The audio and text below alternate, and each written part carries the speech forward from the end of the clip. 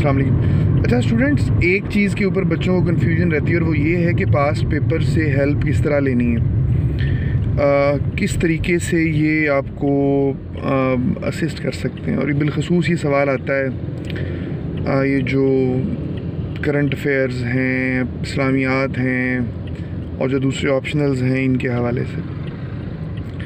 देखिए, इसमें मेरा जवाब ये है कि पास्ट पेपर जो हैं ये डायरेक्टली आपकी मदद ना भी करें, वैसे तो करते हैं लेकिन हम छोड़ देते हैं इस बात को, ना भी करें। मतलब पास्ट पेपर में 5, 7, 8 साल के जो पास्ट पेपर हैं उनमें से अगर आपको कोई सवाल डायरेक्टली नहीं भी मिलता, तब भी ये ज़रूर है कि पेपर का जो पैटर्न है ये आपको समझा देते हैं। तो जो भी मेरे स्टूडेंट्स हैं, मैं उनको जब एडवाइस देता हूँ या जब मैं ख़ुद पढ़ाता हूँ, तो मैंने डिज़ाइन इस तरीके से किया होता है अपने कोर्स को कि पास्ट पेपर को मैं बुनियाद बनाता हूँ। मसलन ऐसे है अगर, तो ऐसे के कम से कम 5-6 साल के, मसलन 20 साल 2015 से 21 तक के जो ऐसे आए हैं, उनमें से हर पेपर में से 5-5, 6-6 ऐसेज हम अटैम्प्ट करेंगे। इसी तरीके से इस्लामियात है, करंट अफेयर्स है, तो इनके भी जो आपने पास पेपर्स हैं इनको स्टेप 1 के तौर पर आपने लेना है। Step 1, this is the step 1। ये बात आप पल्ले बांध लें, याद कर लें कि पास पेपर से आपने अब गाइड लेनी है। अच्छा, इस बात का मतलब क्या, इस बात को एनालाइज हम कर लेते हैं। देखिए, पास पेपर में ना आप जब उसको स्कैन करें तो 6 साल से ज़्यादा पीछे ना जाएं, क्योंकि पेपर्स का पैटर्न जो है वो बदलता रहता है। कुछ जगहों पे 5 साल है, कुछ जगहों पे 6 साल है, इससे ज़्यादा पीछे नहीं जाना चाहिए।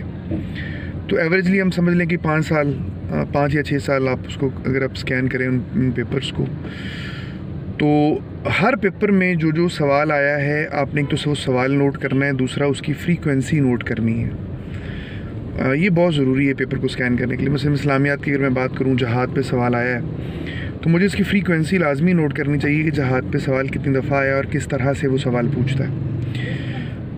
इससे क्या होता है कि इससे आपको आइडिया हो जाता है कि कौन सा टॉपिक ऐसा है जो आपने ज़्यादा डिटेल में तैयारी करनी है, उसके कितने ज़्यादा पूछे जाने के चांसेस हैं। हम जितने भी ऑप्शनल्स डिस्कस कर लें या कंपलसरी डिस्कस कर लें, 100 नंबर वाले पेपर में घूम फिर के टॉपिक 25, 30, 35 ही होते हैं। टॉपिक की अगर मैं बात करूँ तो उन्हीं टॉपिक्स में फिर वो सवाल बना के पूछ रहे होते हैं। जहाद एक टॉपिक है, औरत एक टॉपिक है, रोज़ा एक टॉपिक है, हज एक टॉपिक है। इन्हीं पर सवाल घूम के आ रहा होता है, कभी किसी अंदाज से, कभी किसी अंदाज से।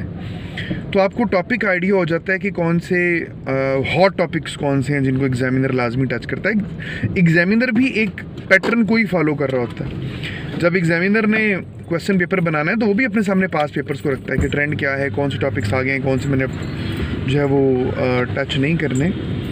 तो फ्रीक्वेंसी आप नोट करें। फिर उसके बाद में आप जब पास पेपर्स की हेल्प ले रहे होंगे तो आपको आइडिया हो जाएगा कि सवाल पूछा कैसे जाता है। अब ये चीज़ आपके जो सबकॉन्शियस है उसमें जाके ना बिल्कुल बैठ जाएगी, और आप कोई भी अगर नया टॉपिक भी करेंगे तो आप उसको उसी अंदाज़ में कर रहे होंगे जिस अंदाज़ में आपने पेपर को आते हुए देखा है, सवालों को आते हुए देखा है। तो पास्ट पेपर बहुत ज़्यादा अहमियत के हामिल हैं। अच्छा, लेकिन एक और मिथ भी, कुछ बच्चे कहते हैं सर हम 5 साल के, 6 साल के, 7 साल के पास्ट पेपर कर लें तो क्यों ये काफ़ी है? ऐसा नहीं है, ये काफ़ी नहीं होते। ये आपकी 40 to 60% तैयारी एट टाइम्स करवा देते हैं, लेकिन ये इसके अलावा से ही आपको तैयारी करनी पड़ती है। एग्ज़ामिनर इंश्योर करता है कि 100% पेपर जो है वो कवर ना हो रहा हो। वो चीज़ों को बदलता है लाजमी, कुछ चीज़ें वो नई डालने की कोशिश कर रहा होता है, तो उन चीज़ों को कवर करना भी ज़रूरी होता है। पास पेपर्स पढ़ें, उससे आपको डायरेक्टली भी क्वेश्चन मिलेंगे, उससे आपको आइडिया भी मिल जाएगा, और उससे आपको एक पूरा आपका माइंडसेट बन जाएगा और ये पता चल जाएगा कि आपने जो नए टॉपिक करने हैं वो कैसे करने हैं। लेकिन वो ना ख्वाब होते हैं देखने के लिए, इनमें जाकर मगर रहा ना करो।